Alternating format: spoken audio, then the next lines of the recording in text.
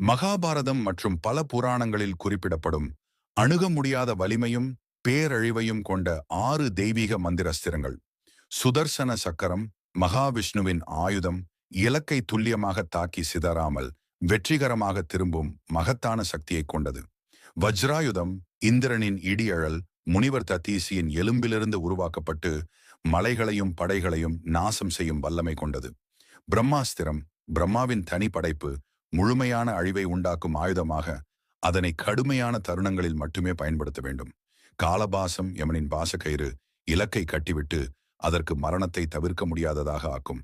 நாராயண அஸ்திரம் விஷ்ணுவின் பரிபூரண சக்தி, அதை எதிர்த்தால் தகர்த்துவிடும். ஆனால் சரணாகதி செலுத்தினால் அதன் ஆற்றல் தானாக நிற்கும்.